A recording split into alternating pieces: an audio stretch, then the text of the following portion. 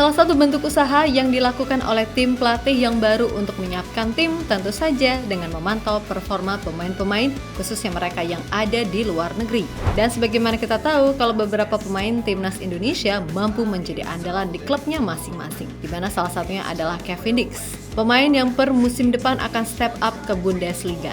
Ya, pada laga terbaru di leg kedua playoff 16 besar Conference League, Kevin mampu jadi aktor penting di balik comeback-nya Copenhagen untuk membuat agregat beralih jadi milik timnya. Tentu saja, ini adalah hasil yang bagus, apalagi Kevin juga menegaskan kalau mentalitas adalah yang utama. Hal yang kemudian diketahui menjadi sinyal bahaya bagi Australia karena faktanya di saat Aussie sedang dilanda badai cedera, timnas Indonesia, pemainnya justru sedang dalam mode siap tempur. With heart and soul, he'll stand along, defenders anthem, he's our song. He's the thunder in the sky. Untuk sekarang ini, kita nggak bisa menutup fakta kalau imbas dari bergabungnya para pemain keturunan memang cukup besar efeknya buat Indonesia. Pasalnya, tim Garuda kini memang kian disorot oleh media-media internasional.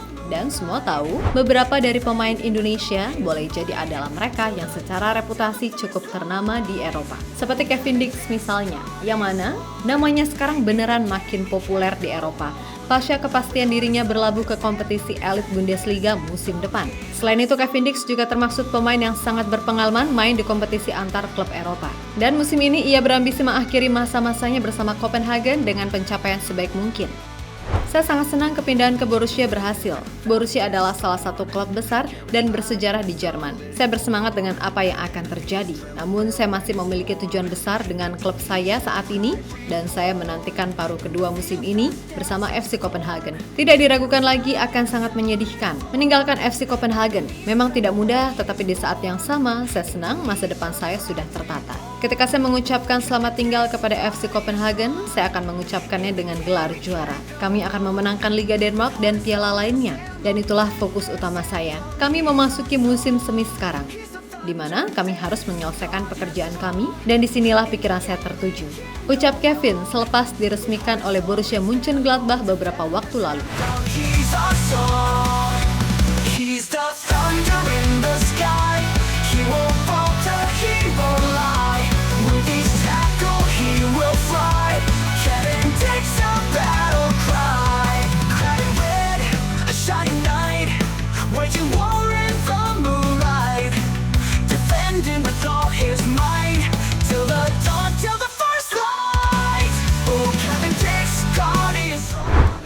Yap, apa yang diucapkan oleh Kevin sepertinya benar-benar ia tanamkan betul dalam dirinya. Terbaru di leg kedua playoff 16 besar Conference League, ia menjadi aktor penting di balik kemenangan Copenhagen atas Heidenheim 1-3, yang mana itu akhirnya membuat tim raksasa Jerman tersebut lolos dengan keunggulan agregat 3-4. Yap, Kevin sendiri sempat absen di leg pertama karena akumulasi kartu, dan di laga itu Copenhagen harus kalah 2-1. Namun di leg kedua, Kevin benar-benar menunjukkan kalau dia adalah pemain yang bisa memberikan perbedaan. Di mana pada leg kedua, Kevin berhasil menyumbangkan 1 gol lewat penalti serta 1 assist cantik untuk kemudian meraih MVP di akhir laga. Nah, yang patut dinanti adalah lawan Copenhagen di babak 16 besar nanti, yang mana itu antara Vitória SC dan Chelsea. Jelas akan menjadi hal yang menyita perhatian andai akhirnya Copenhagen harus melawan Chelsea.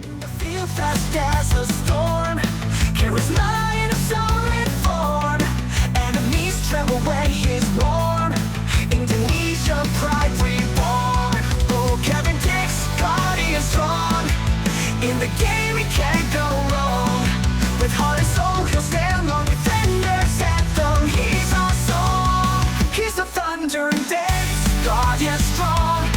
In the game we can't go wrong. With heart and soul he'll stand long. Lebih lanjut dengan on fire-nya Kevin serta sebuah pesan berbau mentalitas yang ia teriakkan di lorong stadion. Usai berhasil membawa timnya comeback memang sangatlah beraura. Ramo mentality! Mentality, bro! Mentality, bro! Yes! Yap, apa yang ditunjukkan oleh Kevin Dix memang sekali lagi membuktikan kalau kita beruntung banget punya pemain seperti dirinya. Terlebih, untuk ukuran seorang back, Kevin terbilang subur, hal yang kemudian membuat pelatih Australia merasa ini adalah sinyal bahaya bagi timnya. Karena di saat pemain-pemain Indonesia perform di klub masing-masing, tim Kangguru justru bernasib sial karena info terbaru, sekarang jumlah pemain mereka yang cedera ada 8. Maka dari itu, meskipun nanti Aussie mainnya home, tapi bagi Popovic, tampil melawan Indonesia dengan skuad yang mayoritas main di Eropa dengan pemain seadanya adalah tantangan luar biasa.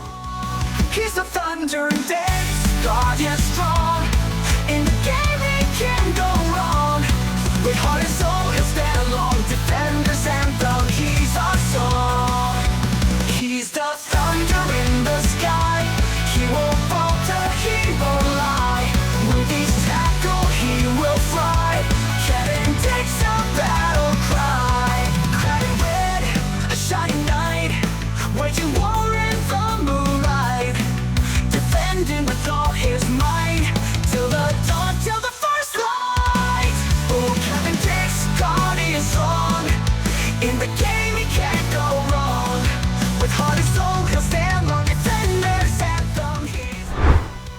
Di sisi lain, ada kabar oke nih terkait pemain diaspora.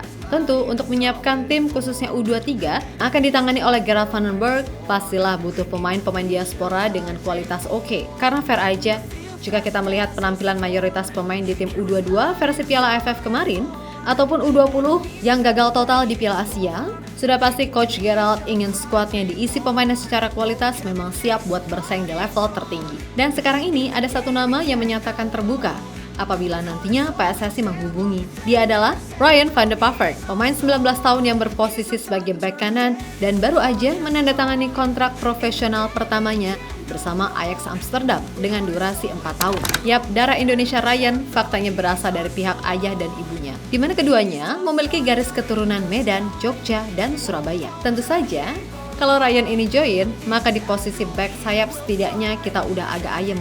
Karena kalau Ryan ini jadi back kanan, kemudian back kirinya Tim Geppens, ya udah mantap deh jadinya.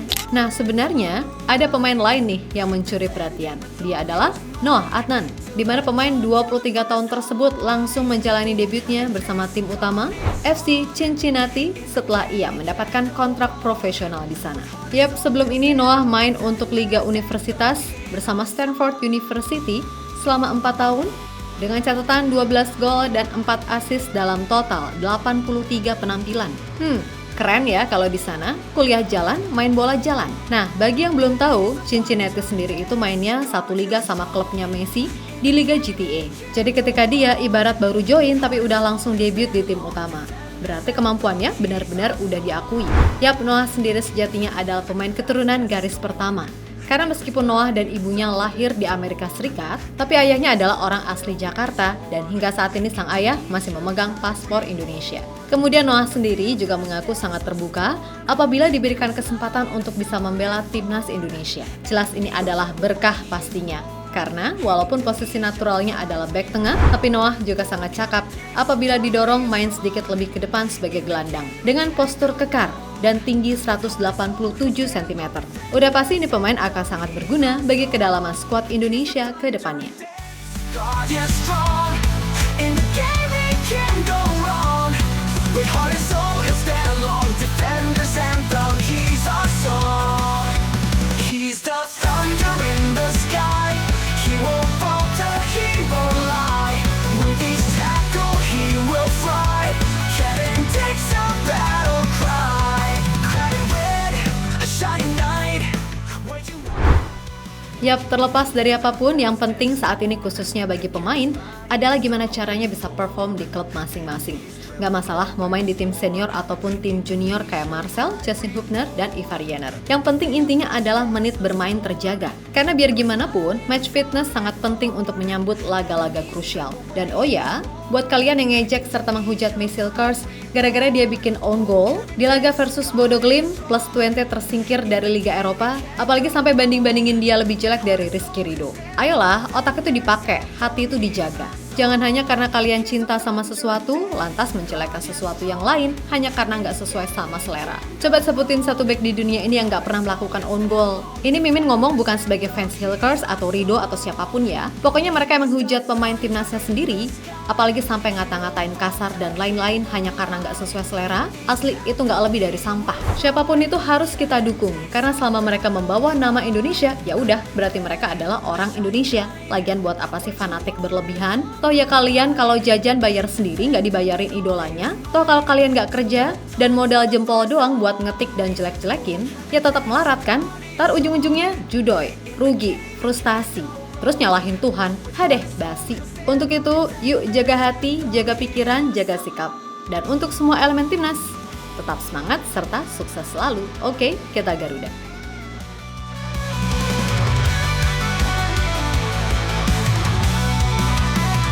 He's a thunder next, God, you're strong in the game.